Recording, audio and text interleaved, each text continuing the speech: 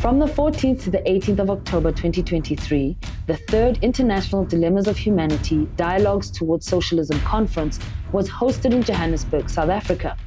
More than 500 political leaders, activists, and intellectuals from trade unions, political parties, and social movements all over the world took part in this historic conference to produce reflections and create a common platform for action to overcome the main challenges facing humanity today. At the conference, activists discussed socialist solutions to the capitalist and imperialist crisis we face today. Workers' Power sat down with key leaders to find out more. Hello and welcome to another episode of Workers' Power, where in this episode we will be talking to Mqapheli Bonono, the Deputy President of Abahlali baseMjondolo, South Africa's shack dwellers movement.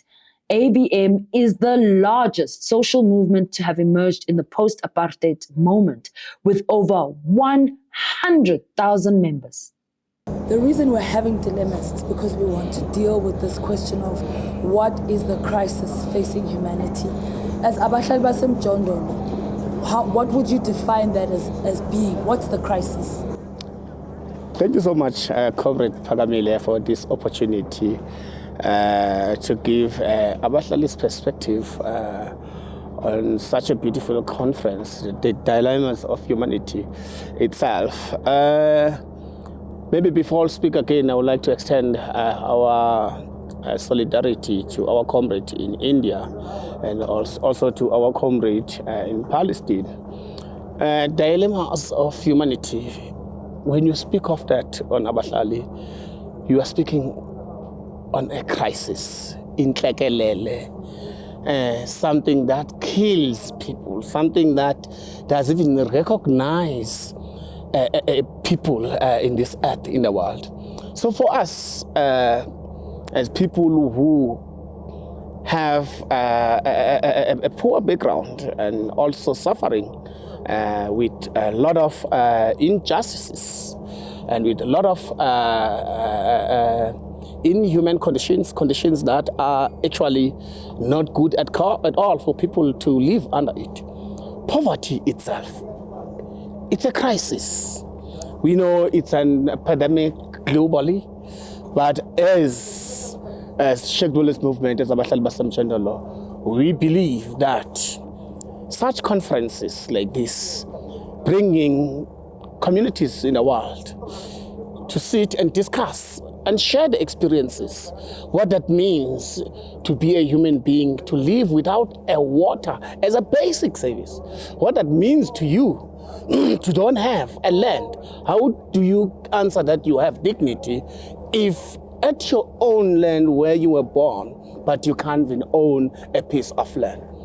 Individually, bourgeois people owning hectares of land, big houses where you will find two people living in a house, having 5 to 10, 15 tap of water, while thousands of people living in informal settlement, they don't even have a single tap of water. What kind of a democracy that you call? What kind of a dignity that you can say everyone is being treated equally in this country? So for us, it's a crisis. That is why it's a duty for us to make sure that we build an alternative socialist society where all of us will be treated equally, where we will be able to see everyone having food before they can go to sleep. No one must die because of poverty. No one must die because of there is no water. We believe there's so much resources, but all the resources that we have are being hijacked by these individuals. Let's talk about democracy, because that is a big question. South Africa will tell you they're a democratic country. Abahlali have got a very different perspective. How do you define South Africa's democracy today? Democracy of today in South Africa, it's pathetic. It's not. That's not democracy, because it's a democracy of minority. It's a democracy of the elite. It's a democracy of the opportunists who use the very same impoverished people when it's time to vote to get in power. Once they're in power, they actually don't even support those who voted for them, and they steal from them. In South Africa, recently we have faced flood. The impoverished communities, they were in their own.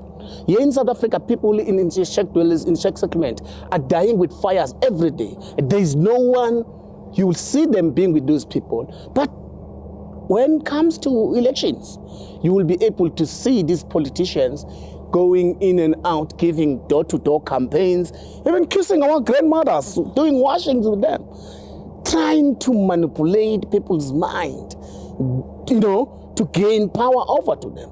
So it's in South Africa, to us as shack dwellers, that is why in our calendar we have our annual event that called Unfreedom Day, because we have decided that there can be no freedom without land. Look at our constitution, as we're also fighting for the houses.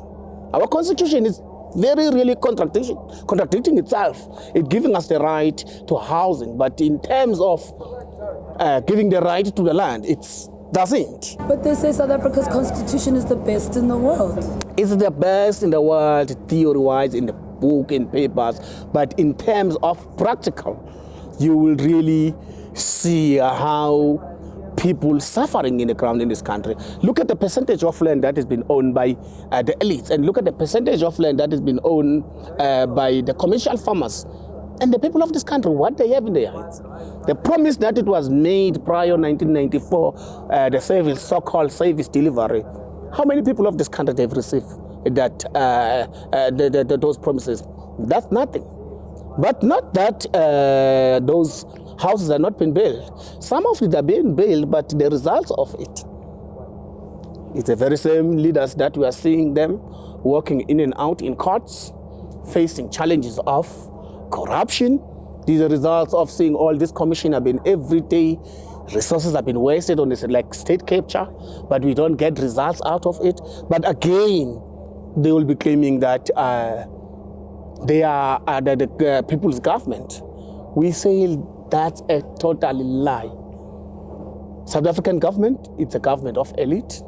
It's a government of the rich people, because if you are poor, you get more poor and more poor in this country. There is no freedom in this country, and that is why we have to fight for really freedom, where everyone here in this country will be treated equally, where everyone will be able to have a voice, where everyone will be able to say a word when it comes to the allocation of resources of this country.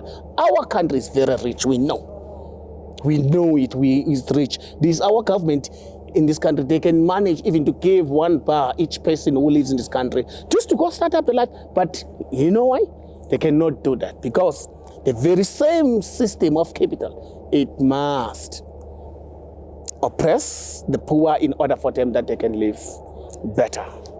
You as Abahlali have fought many battles with this government. There are those who say that this government is progressive because it's a government of the liberation movement of the ANC. But you have a different story. Can you tell us what have been your struggles as Abahlali baseMjondolo? And also incorporate, you've really suffered as an organization. We've lost leaders. Can you just unpack what have you been enduring these last couple of years under this so-called democratic dispensation? Oh yes, of course, Comrade Phakamile. I appear before you right now. I'm one of the examples. We've been thrown in jail for a couple of weeks just for standing up, for defending the people who are being evicted in the occupation in the land. And the land that doesn't belong to anyone and belongs to the municipality. And again, the same question that we have is the Freedom Charter said people who shall govern. But again, things are turning around when people, building what you call a home and then are just been thrown out. And who does that? It's the very same black majority government that doing the same thing to the people. So as a Abahlali baseMjondolo, we have suffered. We have paid a big price just for defending the working class, that they must have the right to live within the city. They must have a land within the cities. We have paid a big price of that. We have lost 25 activists and leaders just for resisting all these evictions and all kind of oppression that had been brought and imposed to the people when they're resisting, when they've occupied the land.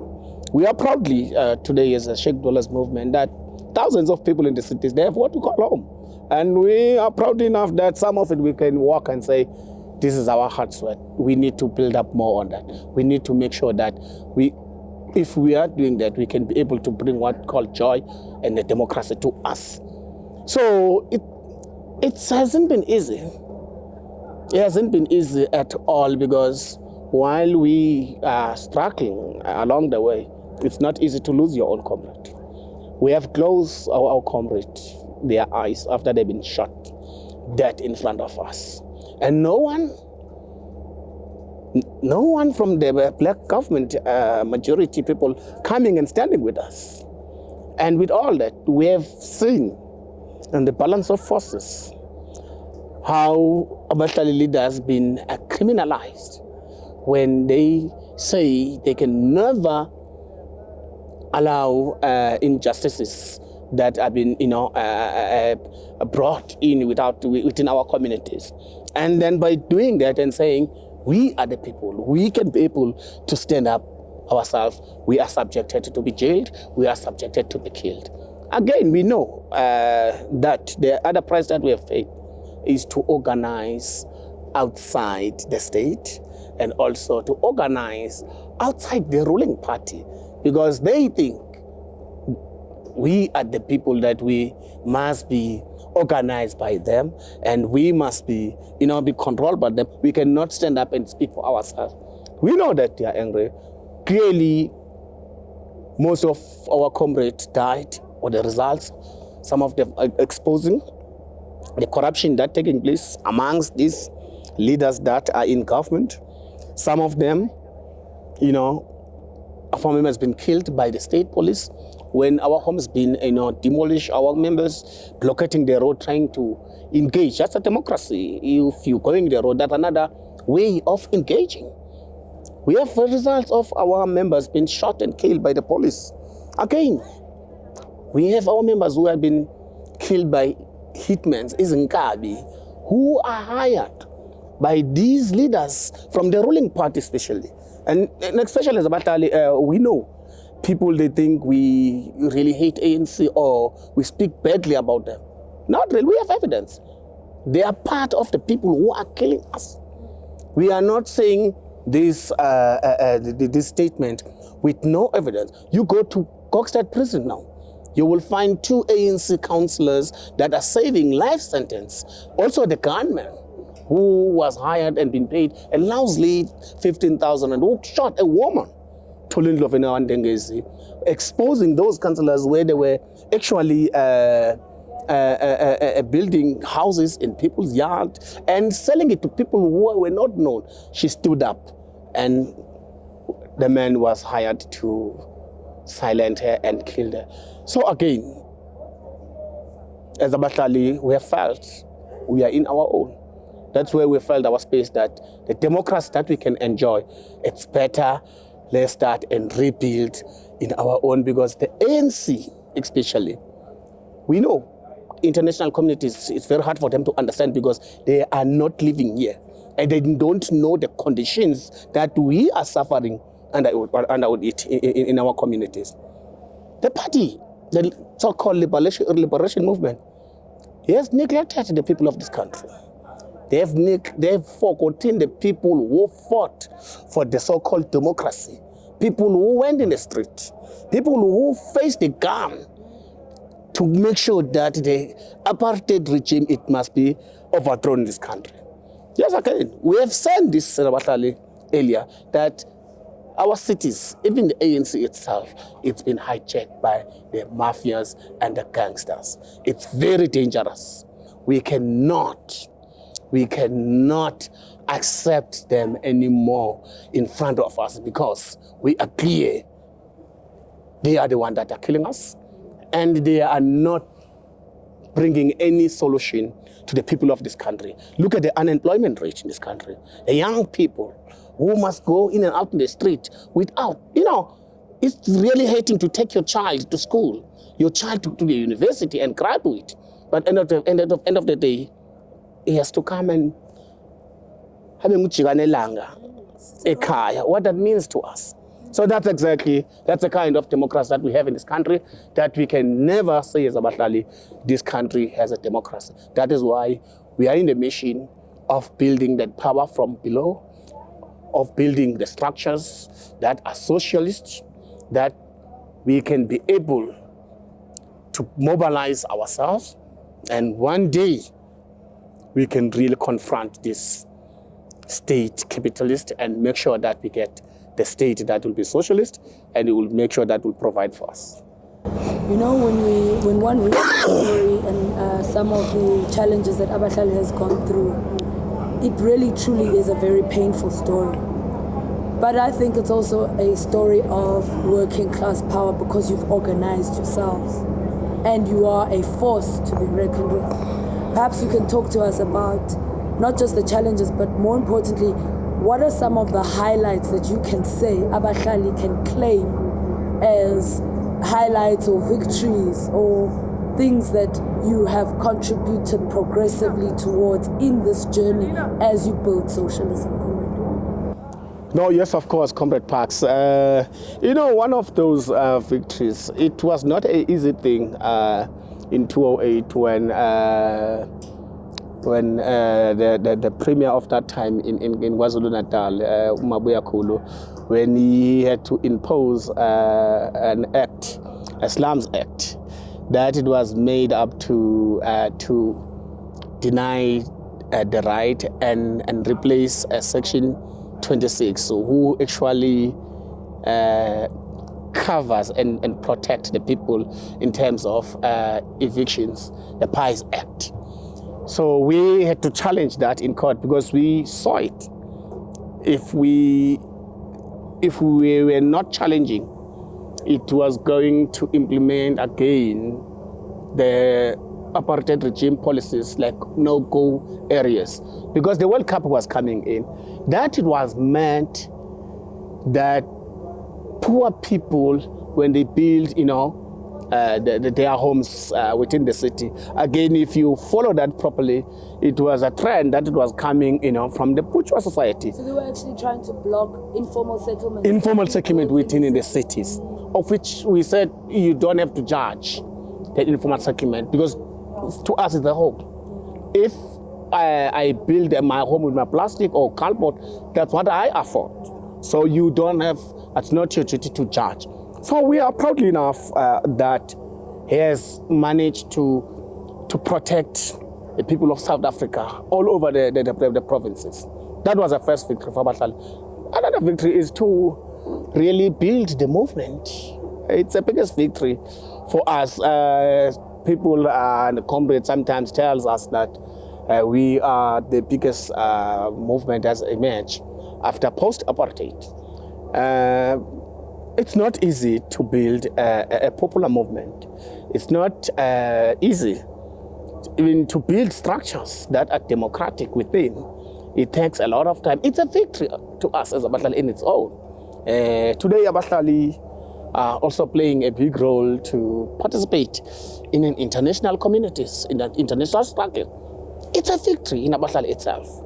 Remember, Abahlali, it's people who started this movement with no ideas, with just an anger. But today, we are proudly enough that Abahlali, even ideologically, are clearly that we are a socialist movement. We are not just from a sort of a church who will come and clap hands and turn around and leave. We believe that solutions, it will come in our collective. That is a victory itself to us as Abahlali. Okay, Abahlali, to really remain strongly of supporting women. You know, Abahlali, as a, you know, we have You have some of the strongest Yes. women leaders. That's very true. to build a women's league within the organization. That's not something easy. We are proud enough that Abahlali will find that they have a women's league. They have their own space, their own general assemblies, you know, their own leaders that are democratic elected. That itself, it's a victory on us, Abahlali, because those women already, it's a liberation of a woman on them, because you know the history of Africa, that women, they must stay at home, you know, and cook for us and do all, you know, all the housework.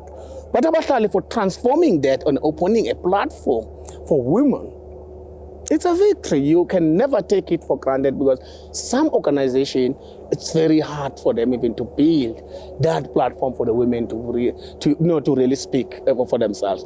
Yeah, there's a lot. Okay, I can speak, but again, in court, as I showed, there's a lot of court interdict that we have secured to make sure that our people are no more getting harassed by the, you know, in law enforcement, people, and they have what we call homes. And now we started expanding and getting members working with the rural areas. Where now, that is why the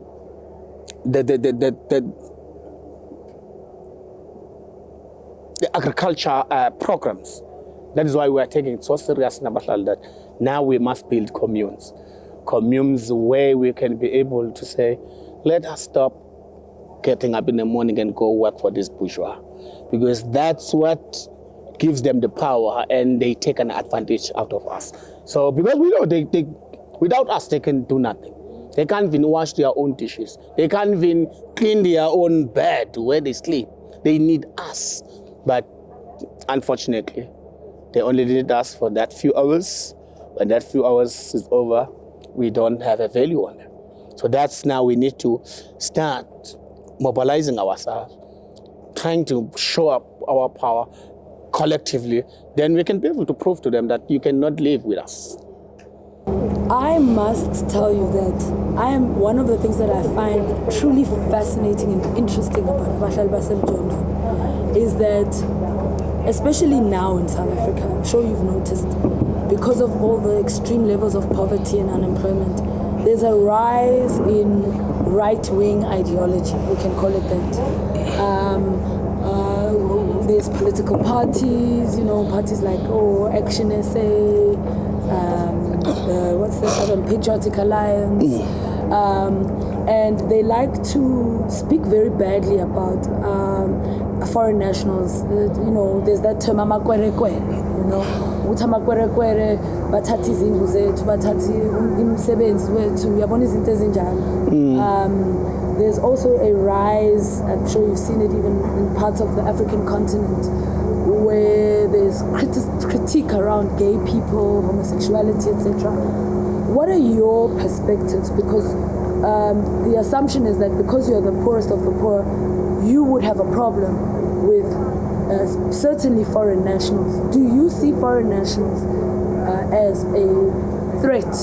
What is your view on that? What is your view on women? What is your view on gay people as Abahlali baseMjondolo? Yeah, Pax, you know, that's a big question. And as Abahlali, we stand strongly firm that we reject all form of racism.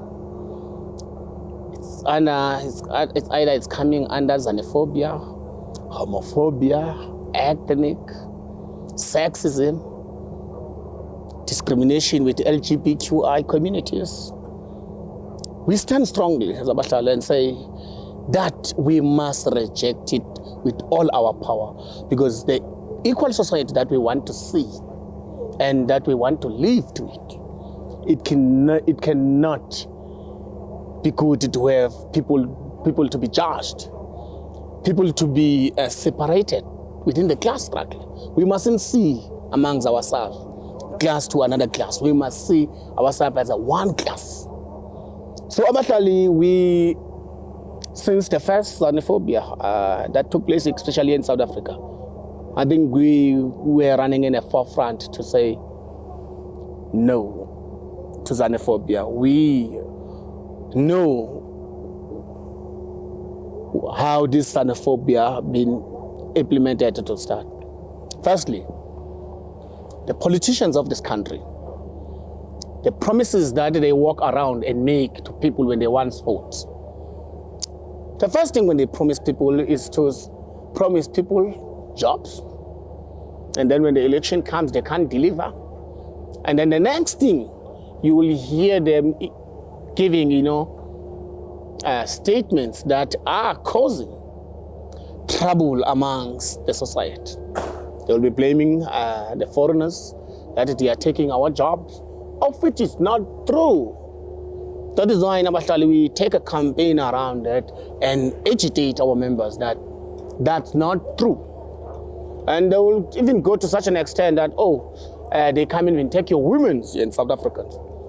That's why we go out and say, that's lies. We know how the bourgeois community, the capitalists, how in their system are, how sharp they are to use the rule and divide amongst ourselves. So then while they were doing that, they know what to do because they want to always come and they are bringing solutions. They are the one that they are messiahs on us. We reject that in Abahlali. We are clear. That is why we stand and say no with all forms of racism. So if you really go to Abahlali branches as we have built this the movement, you will find in our organization we have chairpersons from comrades from our neighborhood countries. And most of our branches, our informal settlement, are only the alternative now. Here in South Africa, you will find foreigners love to come because they know when there's xenophobia started in this country, they are protected in those areas. Because no one will start that nonsense. We will stand in the forefront as Abahlali and say, not in our lifetime.